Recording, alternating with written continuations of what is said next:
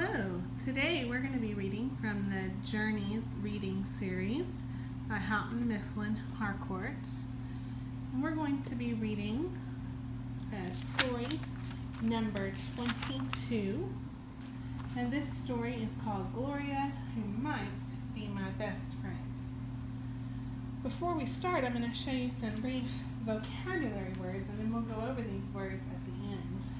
The words that I'd like to show you that are our vocabulary words for this story are copy, to make the same thing again, heavily, a lot of something, guessed, to say what you think might be true, answered, to respond or talk to someone who called or talked to you, lonely, feeling by yourself and sad, planning, deciding to make something happen, seriously, to think hard about something that is important, and not, twisting string to make it stay.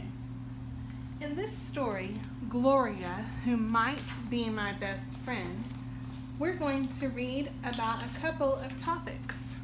We'll be reading about the topic of moving to a new neighborhood. Have you ever moved to a new neighborhood before? How did it feel? Were you excited or worried or some other feeling?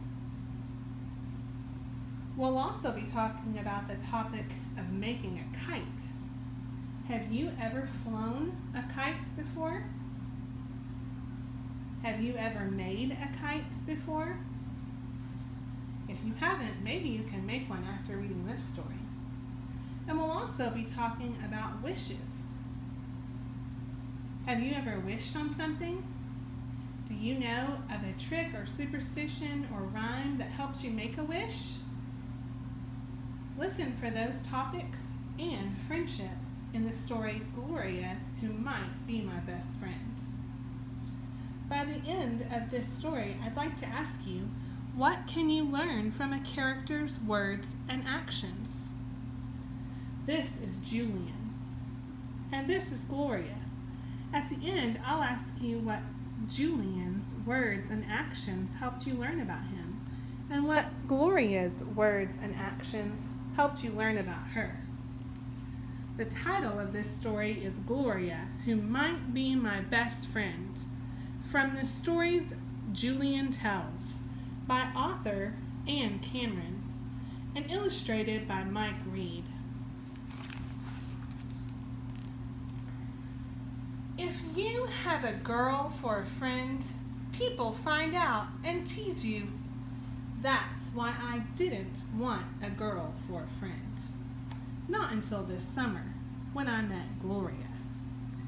It happened one afternoon when I was walking down the street by myself. My mother was visiting a friend of hers, and Huey was visiting a friend of his. Huey's friend is 5, and so I think he's too young to play with. And there aren't any kids just my age. I was walking down the street feeling lonely. A block from our house, I saw a moving van in the front of a brown house. And men were carrying in chairs and tables and bookcases and boxes full of I don't know what. I watched for a while, and suddenly I heard a voice right behind me. Who do you think the voice belongs to? Who's standing right behind him?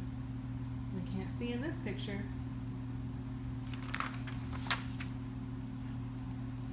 Who are you? I turned around, and there was a girl in a yellow dress.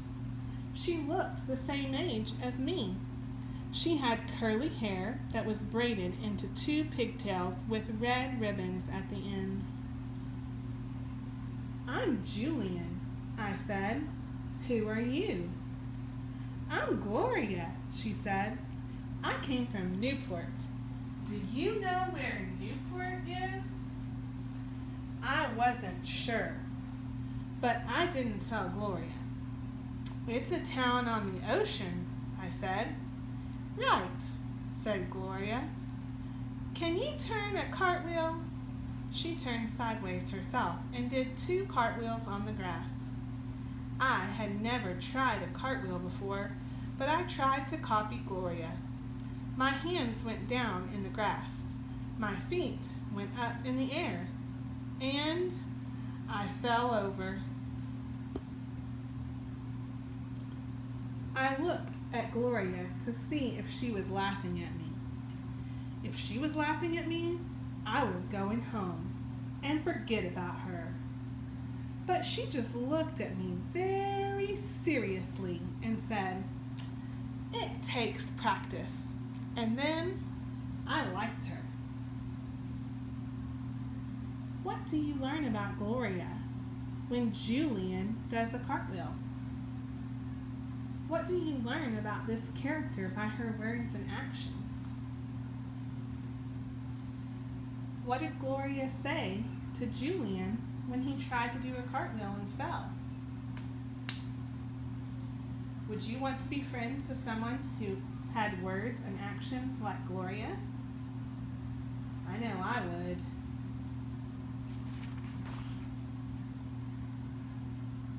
I know where there's a bird's nest in your yard, I said. Really? Gloria said. There weren't any trees in the yard or any birds where I lived before. I showed her where a robin lives and has eggs. Gloria stood up on the branch and looked in. The eggs were small and pale blue. The mother robin squawked at us, and she and the father robin flew around our heads. What do you think Gloria and Julian will do when the birds are flying around squawking? They want us to go away, Gloria said. She got down from the branch, and we went around to the front of the house and watched the moving men carry 2 rugs and a mirror inside. Would you like to come over to my house? I said. All right, Gloria said, if it's all right with my mother. She ran in the house and asked.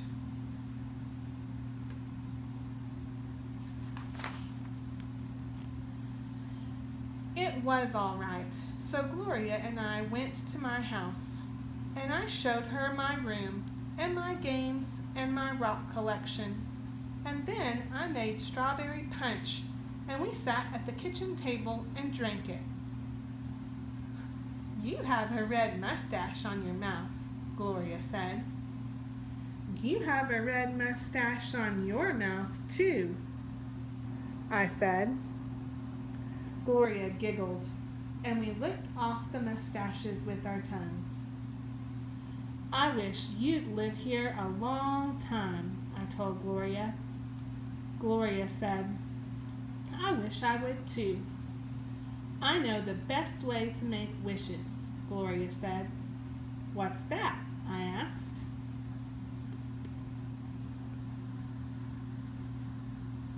First, you make a kite. Do you know how to make one? Yes, I said. I know how. I know how to make good kites because my father taught me. We make them out of 2 crossed sticks and folded newspapers. All right, Gloria said. That's the first part of making wishes that come true. So let's make a kite. We went out into the garage and spread out the sticks and the newspaper and made a kite. I fastened the kite string and went to the closet and got rags for the tail. Do you think you could make a kite out of newspaper and 2 sticks? What do you think making a kite has to do with making wishes come true?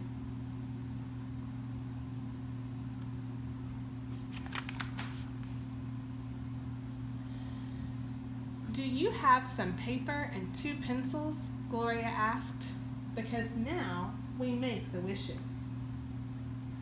I didn't know what she was planning, but I went in the house and got pencils and paper. All right, said Gloria.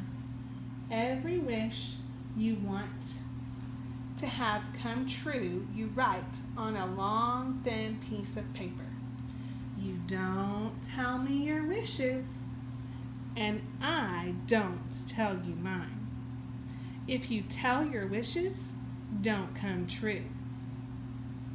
Also, if you look at the other person's wishes, your wishes don't come true. Have you ever made wishes by tying papers to the tail of a kite? I haven't. Let's see what else they have to do to make their wishes come true. Gloria sat down on the garage floor and started writing her wishes. I wanted to see what they were, but I went to the other side of the garage and wrote my own wishes instead. I wrote, here are the 5 wishes that Julian wrote. I'm going to let you read those wishes on your own.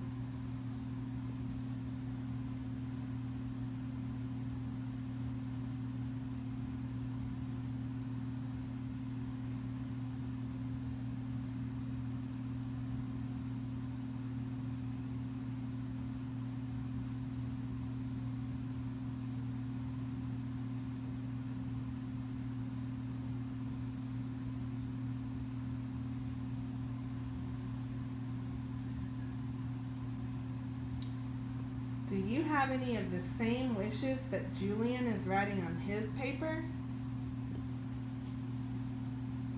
Let's see if we find out Gloria's wishes. I folded my 5 wishes in my fist and went over to Gloria. How many wishes did you make? Gloria asked.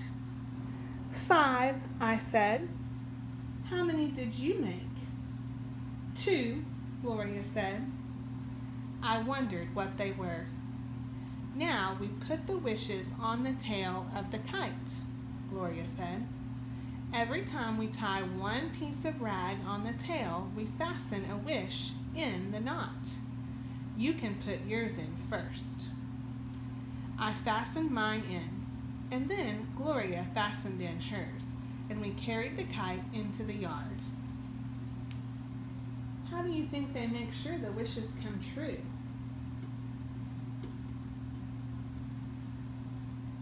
Let's keep reading and find out how they make the wishes come true.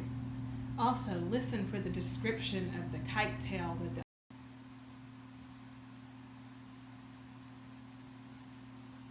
Listen for the description that the author gives of the kite tail in the next paragraph.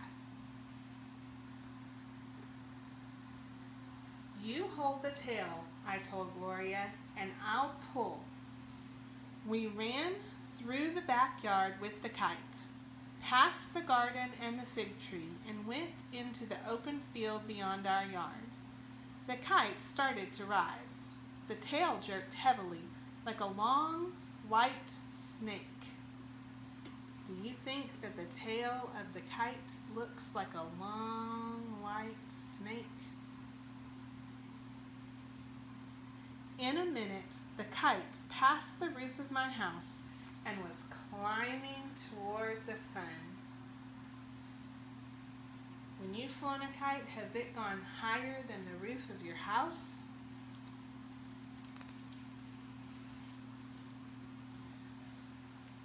We stood in the open field looking up at it. I was wishing I would get my wishes. I know it's going to work, Gloria said. How do you know? When we take the kite down, Gloria told me, there shouldn't be one wish in the tail. When the wind takes all your wishes, that's when you know it's going to work. The kite stayed up for a long time. We both held the string. The kite looked like a tiny black spot in the sun, and my neck got stiff looking at it. Shall we pull it in?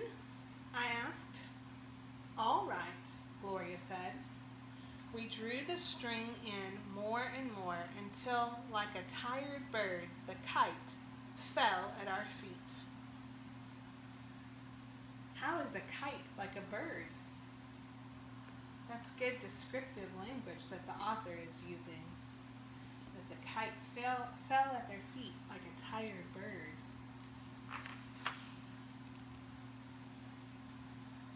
We looked at the tail. All our wishes were gone. Probably they were still flying higher and higher in the wind.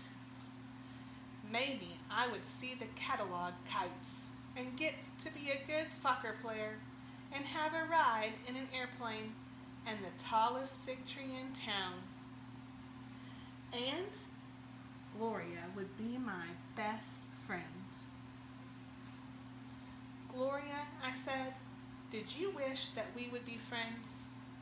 You're not supposed to ask me that, Gloria said. I'm sorry, I answered. But inside, I was smiling. I guessed one thing Gloria wished for. I was pretty sure we would be friends. Now let's look at these vocabulary words again that we looked at the first of the story and see if you heard the meanings of these words in the story as we read. The first vocabulary word we looked at was copy, to make the same thing again. Copy. You can copy the outline of your hand by tracing over it onto a chalkboard. This vocabulary word is copy. It means to make the same thing again. The next vocabulary word was knot, to mean twisting string to make it stay. Knot. The boy showed how a strong knot in a rope can hold things together. The next vocabulary word was heavily, a lot of something. Heavily. It was raining heavily. The umbrella kept them from getting soaking wet. Heavily. A lot of something.